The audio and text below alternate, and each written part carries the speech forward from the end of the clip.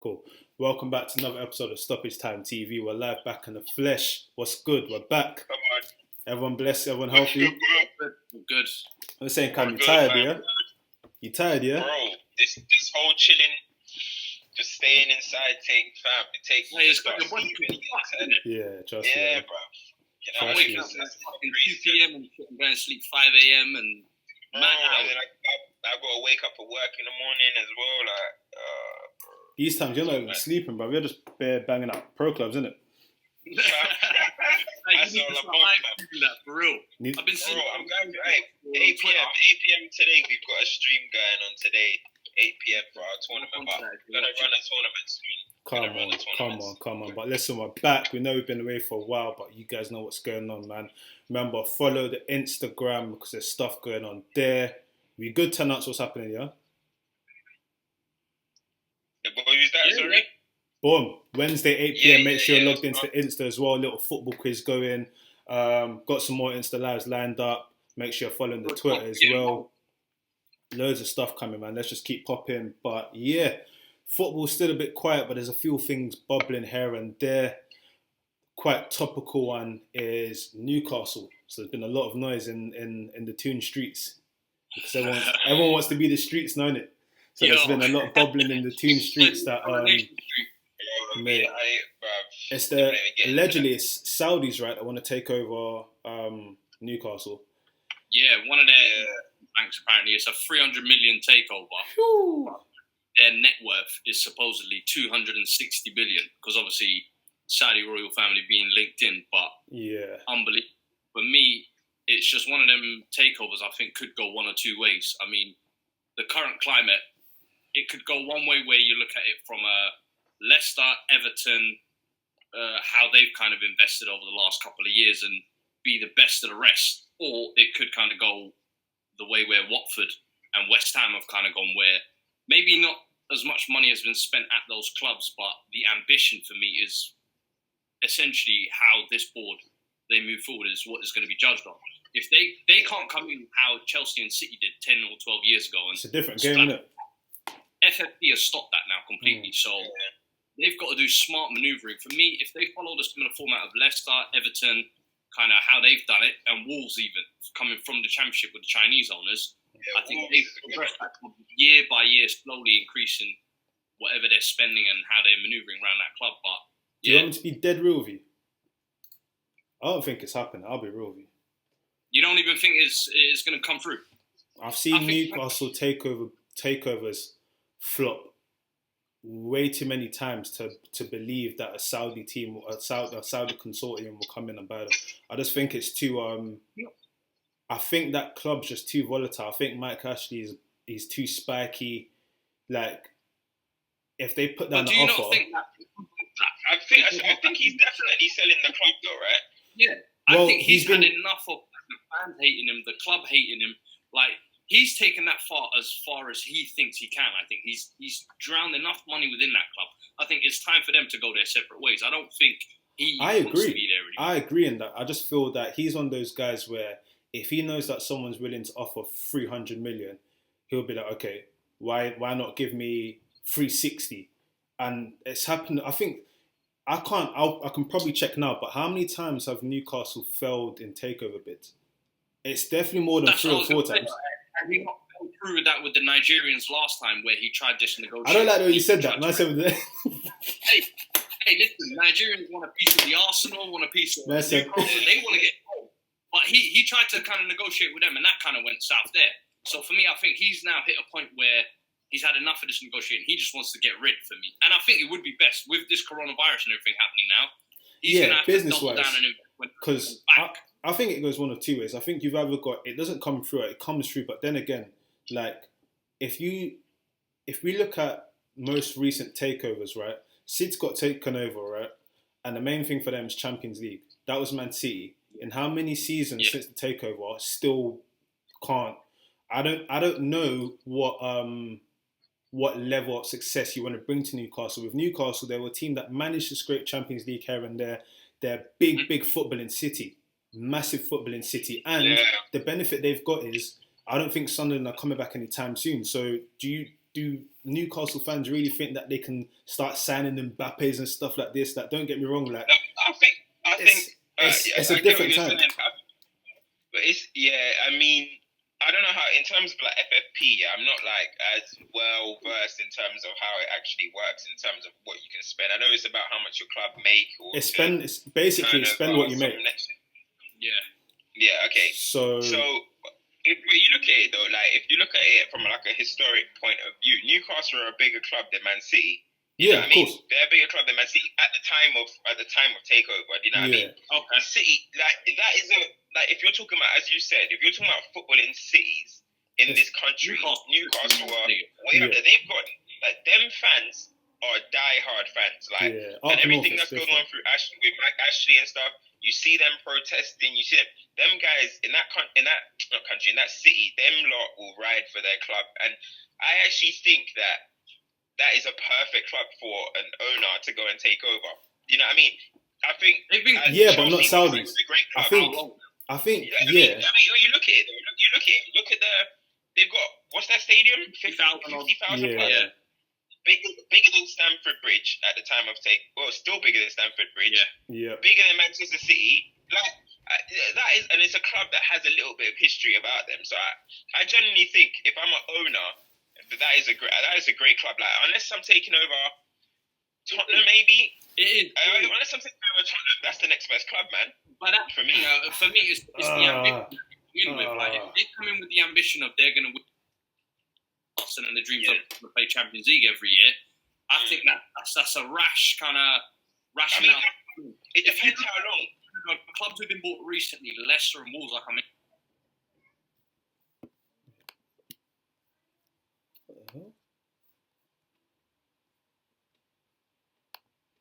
kind of allowed them to grow into what they've become now. And if Newcastle come in now, they've got to slowly build that over a 5-year plan or whatever for me. They can't just come in bull in a china shop. No, absolutely. The whole talk about as you said, it's a match made in heaven almost, because that club has been dying for investment and to be pushed on to that next level and maybe even beat the best. They feel entitled to that position, but they just haven't had that with Mike Ashley. It's been a ugly match. Yeah, no, I agree. I think with the stuff in terms of like Mbappe and that's too far fetched. You know what I mean? Obviously, that's too far fetched. That's all just fantasy stuff. But if you're looking at it with like, as May said, in terms of one of you said that like in terms of like trying to get the best of the rest or whatever. Yeah. That is kind of what Man City did initially, but they came in with a massive statement. Yeah. They came with statements, and that's what each club. That's what a takeover you need to do. Chelsea came in with, do you know what? We're just gonna come get the best manager in the world, and then we're just gonna take over. Do you know what I mean? It wasn't even the best manager in the world because Jose was the brightest prospect, so they thought, you know, we could build on that. And even a lot of the players, and you look at the Kesmans, the Mutus. It was players that had something to prove. Products, and they had to year by year. Within 2 or 3 years, when Jose came in and everything was settled, that's when they were. I always forget that Abramovich came before Jose. I always seem to think remember because Ranieri was there. He came, he got Crespo and a little bit of. But the key thing that with Newcastle is like, again, I think with the Chelsea era, it's a different era. There's not loads of teams that have that P, and it's great for Newcastle to have P and whatnot. Great, that's fantastic. But you're in a situation now where there's still a lot of teams that have more P than you in the league. There's teams like the PSGs and whatnot outside the league that have more P than you. Yes, if they get this takeover, are they not going to be the richest club in the world? Well, this is the thing. Owners in the world. Well, they'll be up there. The market is very different as to what we were saying like before. Now the market, if they're going to try and get the top players, they're not the only ones offering money. And I'm sorry, Newcastle is not exactly the attractive place where it's got that of winning, or it's a beautiful city or whatever. And on top of that, fan base is crazy. But is it really enough to attract the top players? This is it. If it was a few years ago, I think they're offering me 100k, but Newcastle offering me 200k. I think players will still lean towards Chelsea. I don't know. I think in the beginning, you're gonna need to sign mercenaries. It's just that. That's how it goes. You're not gonna get Milanos, a few Joes. Exactly. But before we go anywhere, we're saying the signings, and that's one thing. But the key thing that kind of gets the overstaking all of this is you have to get a manager in. And the thing is, they had a manager that they adored. No, but listen, they had a manager that they adored, yeah, that did a job with them, that they gave no money. Benitez left, and they're spending how much they spend on Joe Linton on thing. You get me, like, and that was with no money. Like, I think Rafa went to China for money. I mean, would they take him back? For me, that's the big question. Would they say, Rafa, listen? The fans love him. He loves the city. Yeah. That's the thing. Listen. You know, with Newcastle, Newcastle make cult heroes. Yeah. Newcastle love a cult hero. You just got to look at their tradition. Forget Shearer, because Shearer is obviously a boyhood, whatever. Yeah. But when you look at Asprilla, you look at Robert, you look at... Who's the guy that came back from cancer? What's his name? Gutierrez. Maximum now. Yeah. Bro, look at the brothers. Look at the Longstaff brothers. The Longstaff brothers are legends already. Like, it's crazy. But the Longstaff brothers, I get it because they're homegrown. But if you go there and just entertain them fans, they love it. They will love you, honestly. Like, they will love you. And I just think if Newcastle just get a few players, I know I don't want to start plucking names out of the sky, but if they were to get a few players that how City got Robinho, City got Tevez, players that have never really shown, they're not loyal players. They're just, they're just there for the just bread. A young two seasons, just 2 seasons. Elevate the club. Just 2 seasons. And 2 seasons. Then you start finding the David Silvas and the Aguero and the Yaya, and you built a core. Alright, you know what? Come on that. On that, because there's not much football and stuff, and like obviously like we're knowledgeable. Let's say right now, right where we are right now, Newcastle, this takeover happens in summer. Rafa Benitez comes in, and they're a club that says, you know what, we just need players for 2 years, just 2 years, just to help us. Who are like the first 5 names that Newcastle should sign? Players that are good players but don't really care for much in their careers, will give you 2 good years and help you kind of elevate. Who were the first 5 that come to you? You got to look at, I know it sounds mad, but you got to look at someone like Cavani. Yeah. Bro. I was going to say Abba. No. Abba would go. Abba would go. Inter Milan. Godin at Inter Milan, I know this year it ain't gone well for him at Inter Milan. And someone experienced, someone like him and Cavani, if they came in on like one season, different thing. That's the kind of different experience you need. I don't want people to look at it. Yeah. Oh, shame. I don't want people to look at it and think, why is my thing not turning, bro? I don't want people to look at it. Like, I don't want the listeners to. I don't want the listeners to look at it. I don't want the listeners to look at it. My phone's pressing the wrong button, so. Hey, your phone's bugging. I don't want people to look at it, right? Is my thing bugging? Yeah. No. Is my thing bugging? Oh. Okay, you're right. It's bugging. Yeah, you're good now. No, I don't want people to look at it. I don't want people to look at it and think that we're saying that Newcastle are this type of club that can attract all these things. This is with the thought that a massive, ambitious takeover. Of course. No, we've given this disclaimer. Who's the 5? Yeah, I wouldn't say Aubameyang, because Aubameyang's at the level where I think he's reached a stage where he just wants to win things now. He doesn't care about anything. He just wants to win now. But Cavani, for example, he's on big recs at PSG. Anywhere he probably goes now, he's going to need to take a pay cut because you're not that guy anymore. You are a good player, but you ain't in high demand anymore. Yeah. So somebody like Newcastle, who would probably even better the wages he's getting at PSG. Yeah. Yo, he's probably just going to take a big William. I've got one. He wants to stay here. He wants to stay in London. I've got one that's a bit contentious, but I reckon that. Because how much is he getting now? G-Biz probably gets 350. Who? G-Biz gets 350. That would be mad. Bell wouldn't do that. Bell has tasted too much success. Yeah. But where else? The thing is, where else is Gareth Bale going at the moment? That's not happening. China. Where else is Gareth Bale? I don't know what's going on with Gareth Bale. You said China. Well, I go China. We can call Newcastle. Newcastle than China. Exactly. I'd rather go Newcastle than China. Ryan Fraser and Jan Vertonghen, I think. Those are the types of signings. Vertonghen's good, but Ryan Fraser's for free. I mean, they could get him under Mike Ashley, mate. That's what I'm saying. You think so? Well, yeah. We're talking marquee signings. I don't know about 5. Listen, they can't get 5 marquee in it. Okay, if they could sign a goalkeeper, who do you reckon would be tempted to go? Donnarumma would be a good shout, saving from that AC Milan sinking shit. Why not? Come and get big bucks. You get to play in the Premier League, and and it's an undisputed spot. He'll take. Where's Keylor Navas at these days? He's at PSG, but he's starting week in, week out for them, isn't he? Yeah, he's good. So who did they bench for him? They Ariel the other way, and he's sitting on. What is that K track? Yeah, that's what I was thinking of. He's in the Bundesliga. I think he's playing for Mainz or someone. Yeah, that's a quick buy there.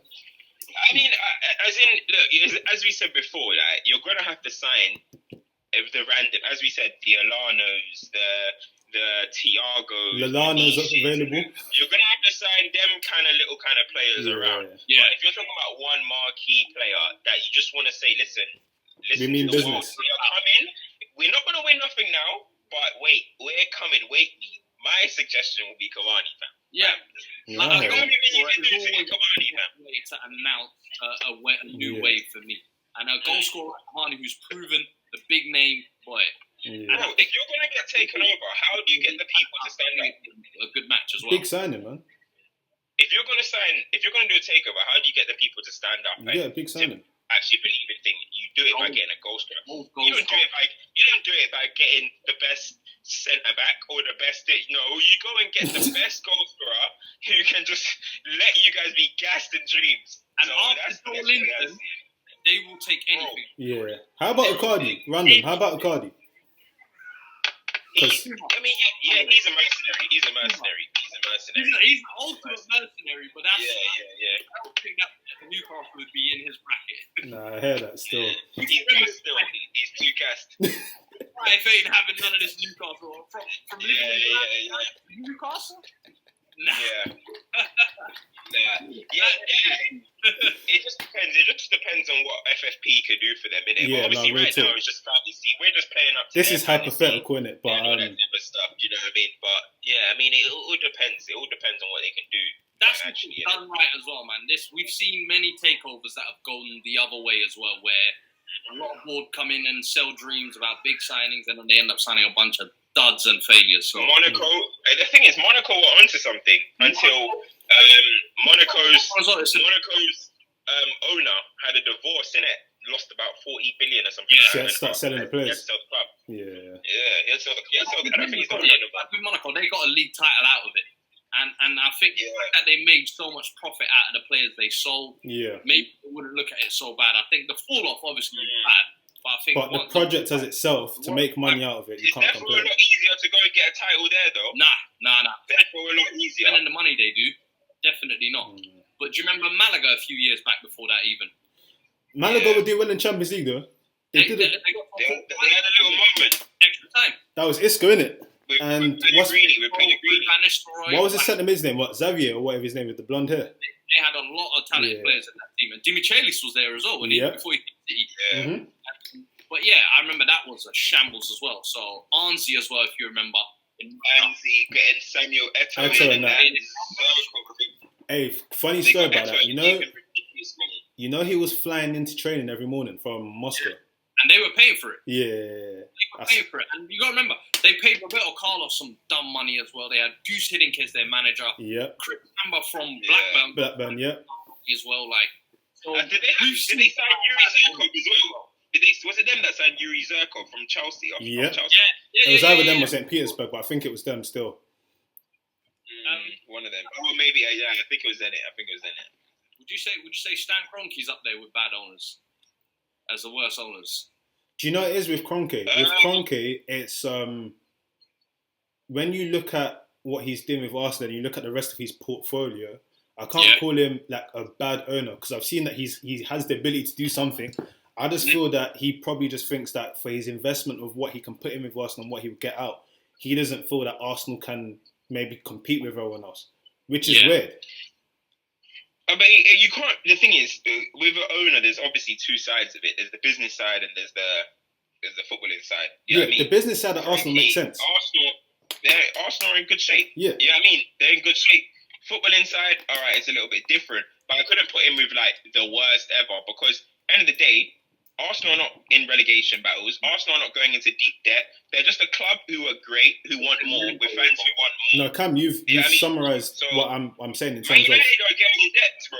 If they're not going in debt, so no, Cam, literally because I'd even chuck fucking Spurs as owners in there, man. I'm sorry, but when you've had 20 years of a club in the prime position, you've had as much talented players come through as you have for 20 years, and you've only won a single league cup within that.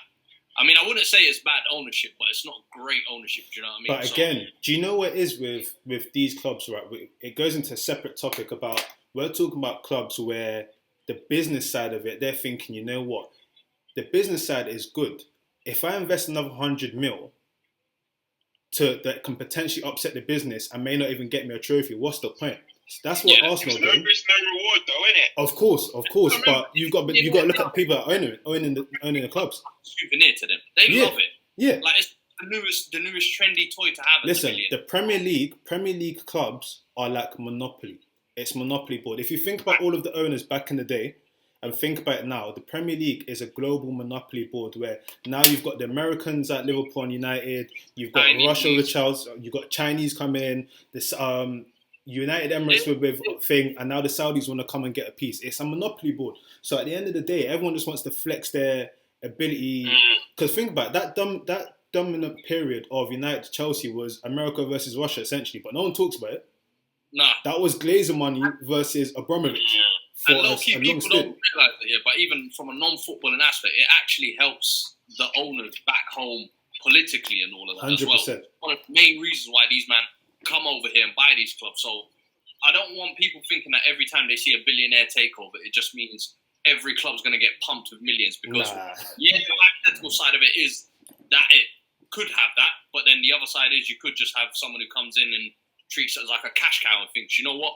I'm going to make money from this every year. Arsenal don't want to get bought by Dangote, man, because them man don't want to go pre-season in Lagos or Abuja. You get me? Like it's they don't want to do that. They want to go.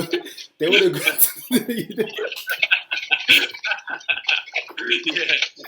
They don't want to be doing that. They need to pray for it. They need to pray carefully, man. You might want a young Saudi where you can go like somewhere like warm and like a young Emirates and Dubai. You don't want to be going to St. James's Park in them shape outfits now. Or something. Yeah, you don't want to be going to or like look at what club is it? You know, in the Premier League tournaments now where they all have to go to that East Asia and like play the Champions Cup. Like I think you guys had to play the Audi tournament out there. It's because like that's where your money's coming from. Greatest moment of Lucas Moura's Spurs career. First trophy in his first trophy. He said, celebrating it like it was a fucking bad. On the topic though, in terms of like you there, yeah? Yeah. On the topic in terms of like the takeovers and all that type of stuff, like who would you say has had like not the best? Oh my word.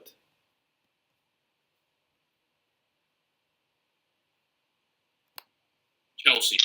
I think hands down for me, Chelsea have. I backed up for a second. Still, what was the question?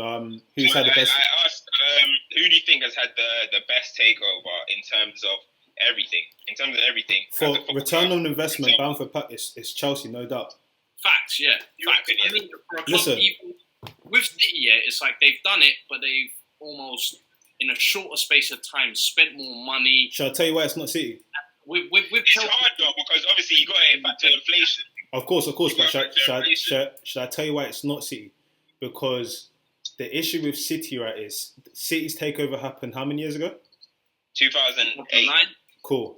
So we're 2020 now, right? Yeah. If you compare it to Chelsea's one, right, he came in within 2 seasons, challenging on all fronts. And then there was a domination period after that, you get me? Where it was kind of, these are the 2 best teams in the country, if not in the country, in Europe. Like, we've played you in the final how many times and whatnot. Like, it was clear to see. With City's one now, City have proved that they can walk around the league, but the league is, quotation marks, not as strong as it was then. And on the European front, like, you've always looked at City being like maybe playing the best football in Europe, but you wouldn't say they've been the best team in Europe. They haven't been able to get to that point. And it's like you guys are pumping all of this in, but it's what we're seeing. the fan issues they're still having as well in terms of, have they not got real fans? The way they're seen, if you think about it, City don't have a powerful lobby in Europe.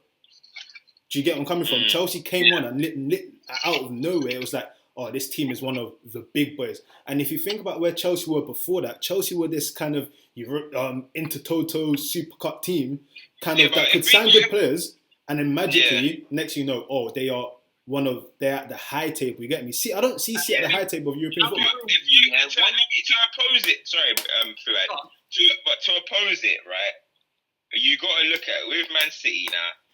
Chelsea at that point, was a very competitive team still, right? Chelsea was still a good team, and Chelsea they didn't have a takeover, but Chelsea prior to that had already had that kind of like import of foreigners and Desai, Zola, Matteo, we've always been able to sign players. You know what I mean? Yeah, you would. What do they call you guys? Something about the King's Road. I can't even remember the King's Road something. Yeah, we've always been able to sign players. And you look at it though, Man City were a team that had been in Division 1, I think, twice before this. And now when you look at Man City now, from their takeover to what they are now, I know they didn't immediately start challenging, but their squad wasn't anywhere as good as Chelsea's, in my opinion. You guys had Johnson, Hasselbank, you guys had ballers. And now you look at Man City. And Man City have not only dominated England, right? Yes, Chelsea have got Europe. This is great. It still took you guys, It took you guys 8 years. And I'll be honest, when we did it was kind of like, this wasn't the year that we would have wanted to do it. It should have happened like that. It should have happened like that, but, we'll take it. But when you look at City now, I mean, they've not only doing what they're doing on the football front, they've built the best training facility in the country. They've got, their owners have also got basically feeder clubs in Australia, in New York. Brother, these guys are on some world domination stuff. You know what I'm trying to say? No, I get you. Go on, Fuad. Their biggest choking point for me with City. And I'm sorry, but they cut out. Because of how much they purely spent within this era as well, that they have taken over $1 billion or whatever it is during their tenure. But for me, the lack of European success will always play a part. The fact that Chelsea have had that gives Abramovich that validation of, do you know what, all the worth it. It was worth it. Spent are kind of like paid off. Whereas with City now, they still haven't got past the semi-final or quarterfinals, whatever it was. And that's don't you think? The point. Like, you think of it, even Fenway Sports have come in from Liverpool, however many years ago, whatever, and they've already got the Champions League in their bag. This season, they were on all of City's records. So it's... I hear that. It's similar how I compare the City one to the PSG one. They will be judged on the final prize, and they still haven't got that for me. I don't think you can judge them on just the Champions League, man. No. They're too small. To your point. Man City. To your point, yeah. Man City are too small. No, Cam, to your point. Man City are too small of a football club to judge them, basically, on... This guy keeps showing us his steering wheel, bro. What's going on there? Man City are too small of a football club for me to kind of like judge them on that, because look, they got taken over in 2008. Even in 2008, right, they still hadn't necessarily like built up something. They got into the Champions League, right, first time in 2010, was it? Yeah. Because I remember Peter Crouch didn't even let them get into Europe that time when with Spurs, innit? Yeah. So it took them a little while to like get going. They had their little like alarm bells. They were showing signs, you know what I mean, with Tevez and Bellamy and that. But then I just feel like when you pick where you pick them up from to where they are, I think it's a bigger jump than when Abramovich picked up Chelsea. Tell you what, Cam, let me interject here quickly. They've had this success in previous players, but Chelsea didn't win a league title for 50 years. They might have won a couple of FA Cups and all that, but that's not really success. They weren't really even... Cam, I'll tell you this. You know when we had the debate about Liverpool? You know when we spoke about Liverpool in the league, and you said that the thing about Liverpool is we've seen this before. Remember we were talking about Liverpool's team now? Yeah. That is the one thing. When you look at this argument, like no matter how much City have done and how sick and everything it was, right? Baby. Listen, when Chelsea came in, that dominance in the league, we've seen it. in terms of the feeder clubs and whatnot. I can't use it to discredit, though. No, I'm not saying to discredit. You can't discredit. I'm not discrediting it. I didn't discredit City, but there's not discrediting. In terms of the feeder clubs and whatnot, yeah, Chelsea didn't have official feeder clubs, but we've seen the 20s and all of that, and what other clubs have done. In terms of training grounds and whatnot, yeah, we didn't see like new training grounds like what City have done, but I've seen their youth facilities. I heard that, but I've seen the building of Cobham. I've seen even teams like United sponsor Carrington for like 200 million. Carrington's tired, trust me. No, Cam, hear what I'm saying. I've seen Manchester United get sponsorship for their training ground. First ever like team to get on your training kits. Like everything City are doing, I hear it, but I've seen it done before. But in terms of City's package, I tell you what, in terms of their package, in terms of the City group, I don't think there's a better group running football. They take it differently. They take it differently, and in hindsight, when it comes in 10 years' time, it'll probably be a different conversation. But as you look at it now, Chelsea had a 15-year dominance. Maybe 15. Look at the trophies each year, man. Like it's different. Hey, City have been dominating now for 8 years. Okay, so Chelsea have how many years of it? Hey, but before you know it, but I'm talking about because at the point of their takeover, innit? It's hard because obviously Chelsea had got taken over 4 years before them. From 2012, City have got 4 titles, FA Cups, 4 league cups. 4 year gap is going to look like a lot, you know.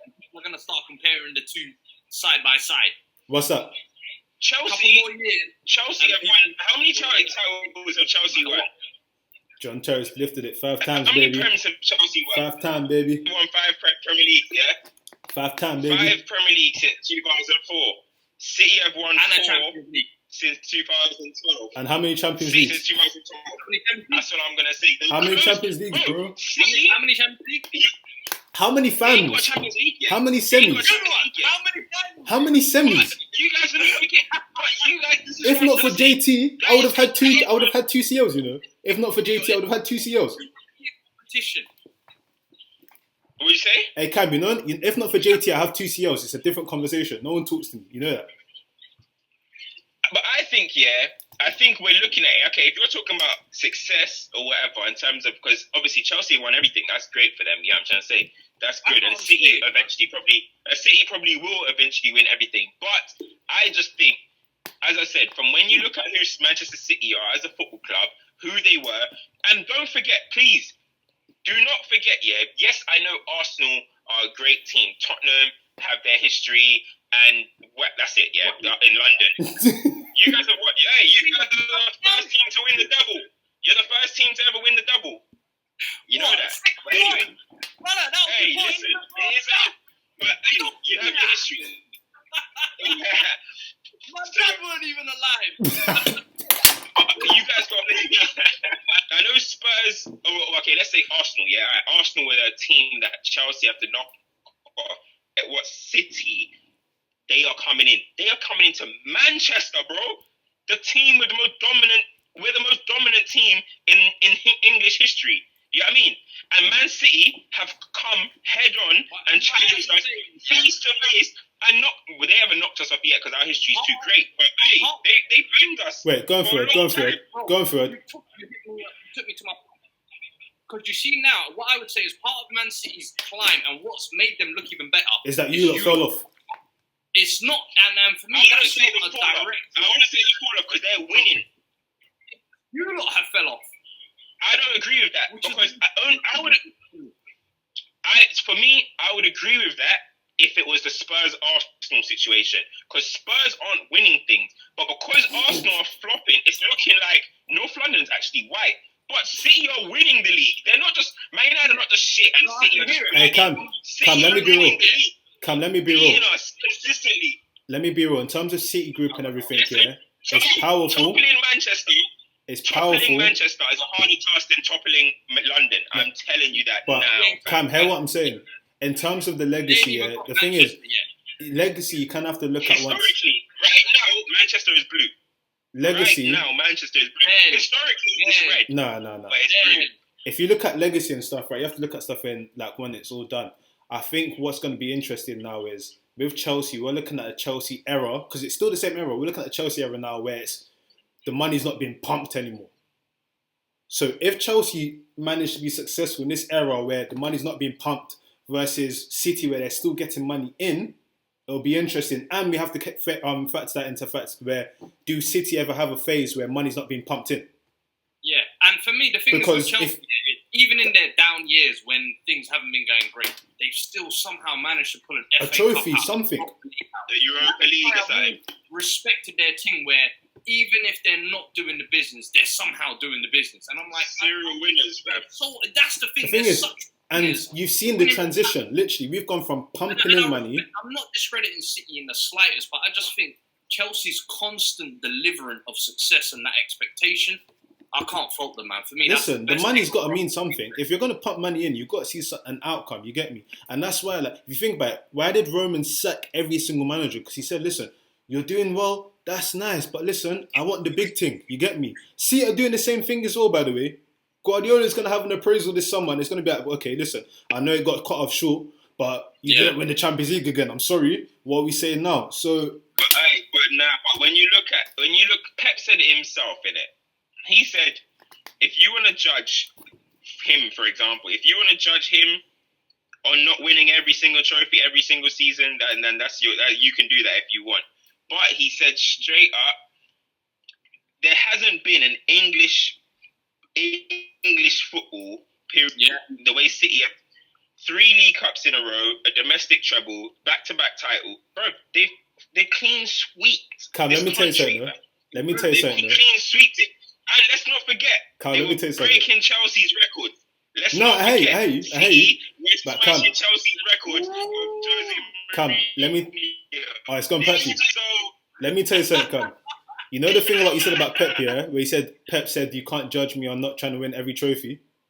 Guess what? Well, on not winning every trophy. But guess what? Basically, that's what his owners are judging him on.